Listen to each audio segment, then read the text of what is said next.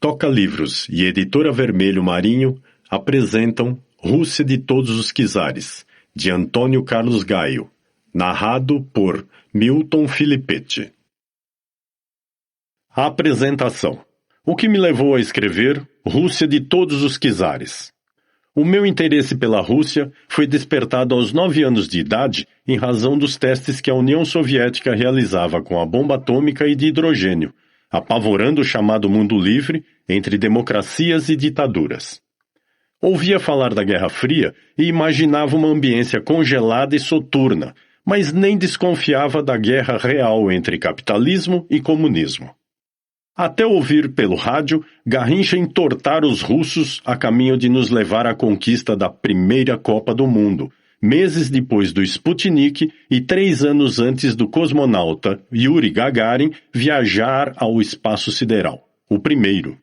No Colégio Melo e Souza, graças ao reatamento de relações diplomáticas entre Brasil e União Soviética e à ousadia da diretora Isa de Melo Campos, que incluiu o russo dentre os idiomas a serem lecionados, saí-me tão bem que recebi um convite com o fito de eu me integrar à burocracia soviética na embaixada.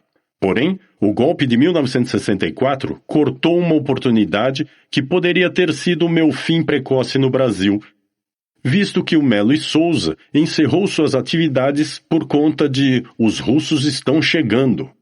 Eis que finalmente surge a hora e a vez de Carlos Lacerda, UDN, Igreja Católica Apostólica Romana, os meios de comunicação e os militares, perfeitamente irmanados, dominarem a cena e me impingirem colheradas de purgante anticomunista. E o tanto que mentiam era o que me levava a mais conhecer o que havia por trás, não especialmente da União das Repúblicas Socialistas Soviéticas, vulgo URSS, e sim da Rússia. Estimulado pelas reverências que faziam à literatura e ao teatro russo, um marco na concepção dramatúrgica, pelos delirantes aplausos de plateias burguesas para o balé russo, pelo violino mágico que caracteriza o som da música clássica russa e pela pintura abstrata, para que com esses olhos que a terra há de comer, captar só o que a alma sente. Causou-me enorme impacto ver minha amiga Ivone Pereira, ardorosa comunista, viajar a Moscou em plena ditadura militar a convite do Partido Comunista, seção internacional, a fim de assistir à parada militar em comemoração a mais um aniversário da Revolução Russa de 1917, aos acordes da Internacional Socialista. Entristeci-me com a morte haver tragado o puro idealismo de uns poucos abnegados que me eram caros, oferecendo-se em holocausto em nome do imperativo comunista soviético, quebrar lanças para pôr em prática a utopia de sermos todos iguais. Que aventura não seria conhecer os bastidores da temível KGB e extrair, sem tortura, dados valiosos que justificariam o brotar de meu interesse em historiar a evolução da Rússia. Desde como nasceu e se consolidou como país, girando em torno dos czares até chegar ao comunismo, onde detalho suas intempéries no século XX, não com a visão de um comunista, mas procurando desarticular conceitos arraigados e difundidos pelos que demonizam os responsáveis pelo fim da propriedade privada. Sabedor de que no Brasil o interesse se concentra primordialmente no maior fenômeno político do século XX, o comunismo na União Soviética, pouco se debruçando sobre a Rússia dos czares, procurei tornar Rússia de Todos os Czares atraente do ponto de vista informativo, tanto para a faixa infanto-juvenil quanto para a universitária, enveredando pela cultura russa para mergulhar em sua alma, na tentativa de desvendar o caráter sanguinolento com que construiu sua civilização permeada pela tragédia, a imprimir sua personalidade singular derramada em emotividade exacerbada ao longo de sua história, com a Igreja Ortodoxa nos seus calcanhares. Para afirmar o propósito de escrever Rússia de Todos os Czares, viajei à Rússia em 2002 no intuito de pesquisar in loco e colher informações, embora a Rússia já estivesse toda em minha cabeça à espera de que eu a dissecasse.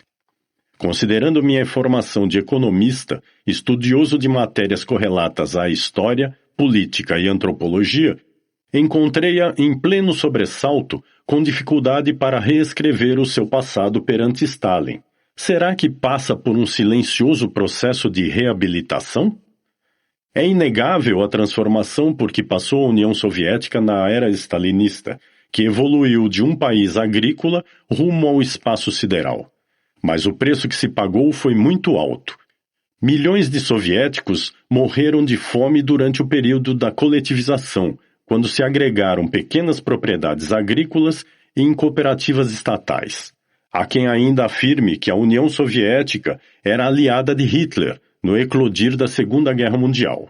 Outros batem no peito e afiançam que os americanos é que ganharam a guerra, ignorando a participação decisiva dos comunistas na queda de Berlim e do regime nazista ao custo de 27 milhões de vítimas.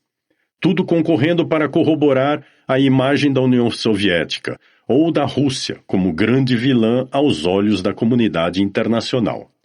É bem verdade que a Rússia nunca se preocupou com sua imagem.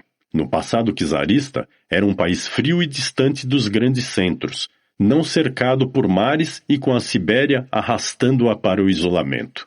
O comunismo piorou com a imagem de como era vista no exterior por adotar uma ideologia com cara de poucos amigos e de não fazer a menor concessão, relativizando a liberdade com verdades absolutas. A história da Rússia consubstancia a evolução de uma personalidade independente e soberana.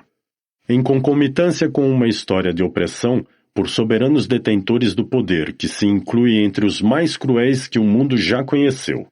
A Rússia cresceu por entre invasores tártaros que a verteram em fogo, cinzas e destroços ao se assenhorarem da Rússia imberbe, absentando-se nas estepes da Rússia branca e originando no russo um temperamento impulsivo e de espírito arraigado à sua terra, desconfiado dos estrangeiros e submisso a um poder autoritário. A prova é que quando Napoleão ocupou Moscou, ela já ardia em chamas. Os russos não titubearam em consumir no fogo a cidade que evoca a nação, bem como os estoques necessários para alimentar a população de modo a privar os soldados franceses de comida. Do resto, se encarregaria o general Inverno, que fez questão de dizimá-los em solo russo. A história iria se repetir. O general Inverno tratou de fritar os neurônios de Hitler em fogo brando. Mas foi Lenin quem iria promover um corte na história russa mais profundamente do que ninguém, com a doutrina do comunismo. Como ideal, a primazia dos interesses da coletividade prevalecendo sobre os interesses individuais, se não os colocando em segundo plano. Desmontar toda a ordem baseada no capitalismo e eliminar as classes sociais por meio da ditadura do proletariado.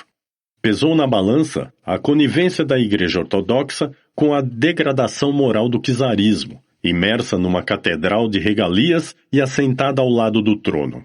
As execuções e os sacrifícios impostos à população se deram no curso da maior luta de classes que o mundo jamais assistiu, ao se procurar resgatar os camponeses de abjetas condições de vida e de trabalho, degradados que foram por forças interessadas em conservá-los analfabetos e sob exploração. A ordem era não pagar a dívida externa e execrar os juros, os lucros, os dividendos, priorizando as necessidades do ser humano, quase uma religião.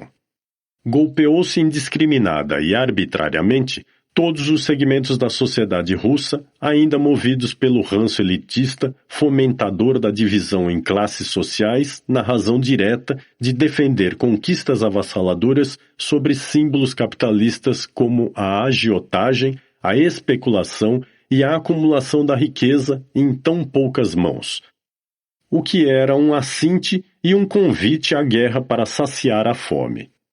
A redistribuição igualitária no crescimento da riqueza nacional teria que compensar a supressão do direito de reclamar em praça pública e de organizar passeatas. Somente em assembleias autorizadas por uma casta burocrática que passou a controlar as massas e cuidar para que mantivessem o status adquirido com o comunismo. A fome e a miséria, mãe de todos os males, o direito de ir e vir e o capítulo das liberdades individuais não podem se sobrepor aos interesses maiores da coletividade. a regra básica. O czar Pedro, o Grande, faria com que a Rússia deixasse de olhar para o seu umbigo, provocando tremenda fermentação intelectual que permitiu a invasão do país por ideias e livros ocidentais que arejaram a essência de sua alma, pondo-a no caminho certo para transformá-la numa nação altamente intelectualizada e do melhor balé do mundo. Não se pode negar que em toda a sua arte e cultura havia uma universalidade que, quando repercutida, transcendia o tempo e o local de criação, conferindo-lhe um estranho poder. O que a distinguiu das realizações culturais de outras nações, pois evocou de forma mais vibrante as raízes espirituais do povo russo e o enquadramento com que montou o quebra-cabeça do país de dimensões continentais. A revelar bipolaridade em sua psique, alternando paixão com desespero, alegria com depressão, o que eleva a sensibilidade russa a um grau de humanismo que transpõe as barreiras políticas. Dotada do saber crítico capaz de desbravar o selvagem que habita na condição humana. Muito embora, desde que obras-primas foram escritas, encenadas, compostas, pintadas e produzidas a partir do século XVIII, estiveram sujeitas à censura de czares de todos os gêneros e estilos que o destino até hoje reserva à Rússia. Ato indigesto que foi punido o seu cidadão que, de censura em censura, tornou-se um dos maiores consumidores de cultura do mundo. Cavalar incoerência. A grotesca contradição que consagra a Rússia de todos os czares. Capítulo 1. Como se constrói uma Rússia? Essa é a história de como se constrói uma Rússia, de com quantos paus se faz uma canoa. Atrás de uma paliçada se constrói uma arena. Atrás de pesadas toras de cedro se erigiu a cidade de Moscou em 1147, cujas muralhas, de tantos invasores tocarem fogo na madeira, acabaram por se transformar numa verdadeira muralha que resistiu ao brandir das espadas e das estocadas do fogo inimigo. Numa verdadeira fortaleza, o significado de Kremlin, que abriga no seu interior inúmeras catedrais, dentre as quais Dormição, Anunciação, São Miquel Arcanjo e o campanário de Ivan o Grande, além da Câmara Facetada, 1491, e do Salão de Coroação e Banquete de Núpcias, o Palácio do Kremlin, 1849, sede de gala dos czares.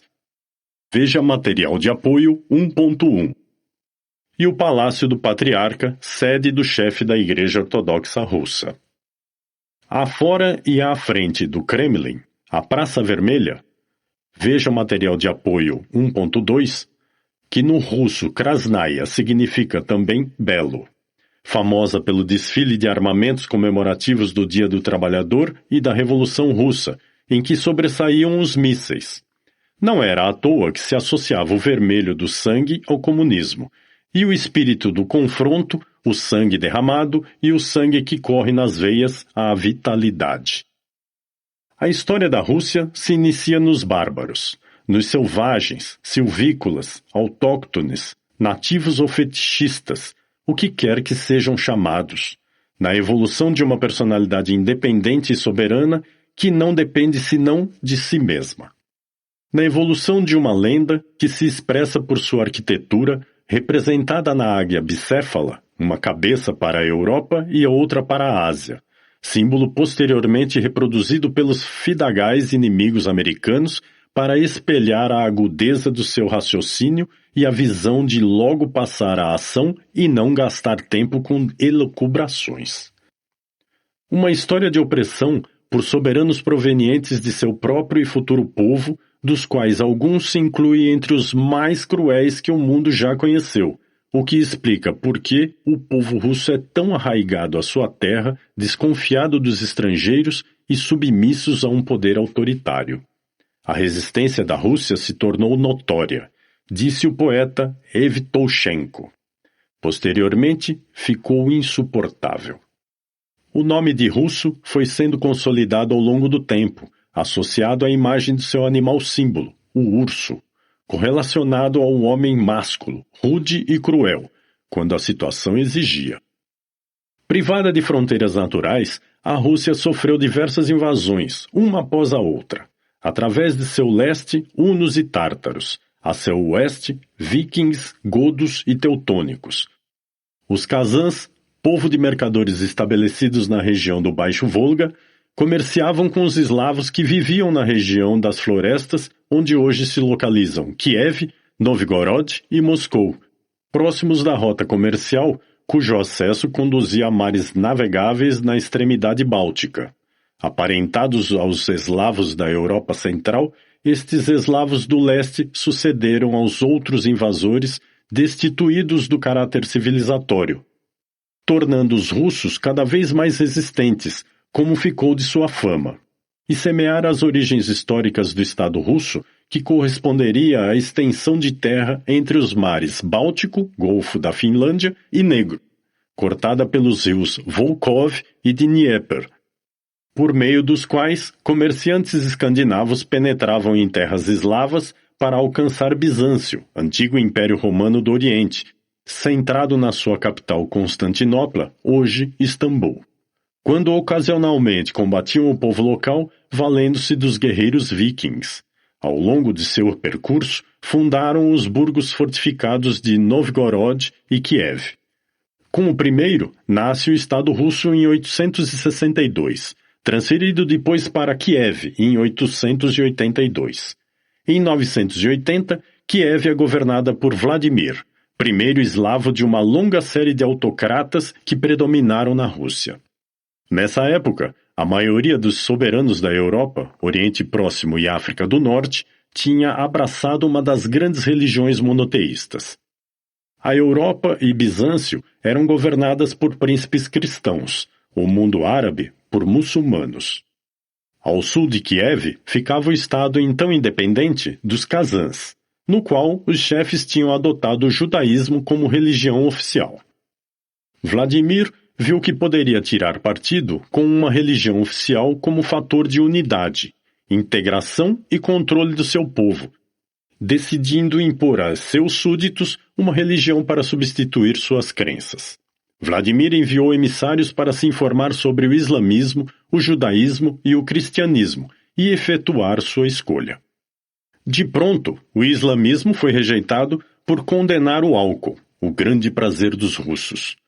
No judaísmo não fizeram fé pelo fato de os hebreus serem um povo disperso, espalhado por diversos territórios. Só lhes restou o cristianismo sob duas formas, romana e oriental. Os agentes de Vladimir acharam que faltava brilho ao cristianismo romano. Ficaram ofuscados pela pompa da Igreja Ortodoxa, em plena fase de rompimento com o Papa, sob a influência dos bizantinos em Constantinópolis. Foi a primeira e única vez que se teve notícia de um Estado-nação realizar uma licitação para... Esperamos que você tenha gostado desta prévia. Para continuar ouvindo este audiolivro no Google Play Livros, use o link na descrição do vídeo.